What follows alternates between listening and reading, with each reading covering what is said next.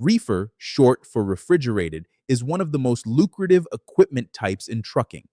And for a dispatcher who knows how to work it, it's also one of the most interesting freight categories to manage. A reefer trailer is a refrigerated unit, the same basic structure as a dry van trailer, but with a refrigeration unit called a reefer unit mounted at the front of the trailer. It can maintain specific temperature ranges throughout the transit, which makes it the required equipment for freight that can't be exposed to ambient temperature conditions. Fresh produce, frozen food, dairy products, meat, pharmaceutical products, flowers, and certain chemicals.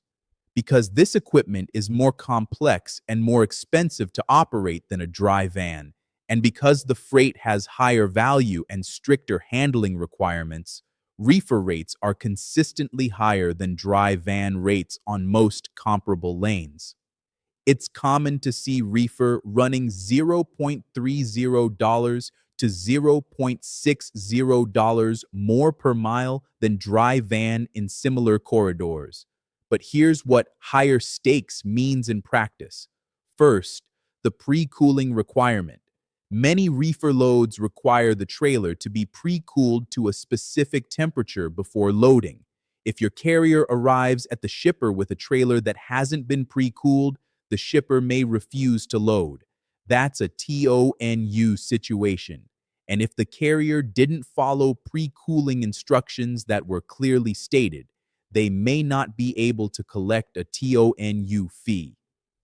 Make sure your driver has the temperature requirements from the rate confirmation or the broker before they head to pickup. Second, continuous monitoring. Temperature-sensitive freight needs to be maintained within a specific range for the entire transit. Many shippers and receivers require temperature logs, a printout from the reefer unit showing the temperature record throughout the trip. If the temperature went outside the required range for any period during transit, that's a potential cargo claim. Make sure your carrier's reefer unit is functioning correctly before every reefer load and that they know how to pull the temperature report.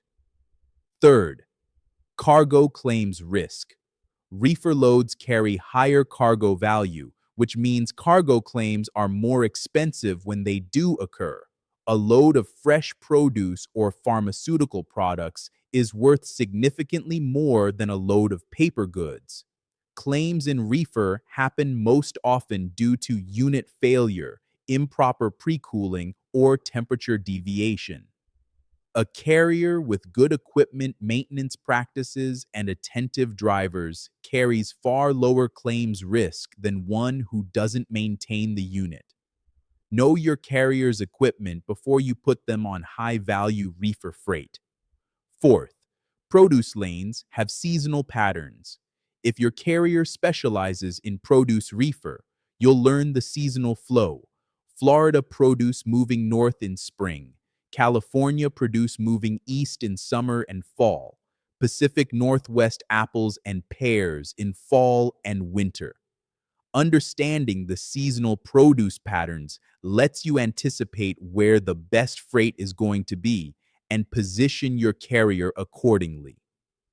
From a dispatching standpoint, reefer freight often involves dedicated lanes or repeat shippers who value consistency.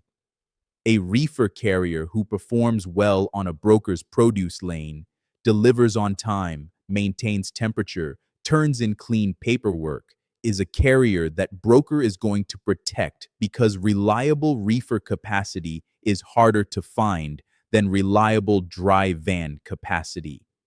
Your negotiation leverage with reefer is real. When a reefer carrier is the right equipment for a load and there's limited capacity in the area, you have pricing power.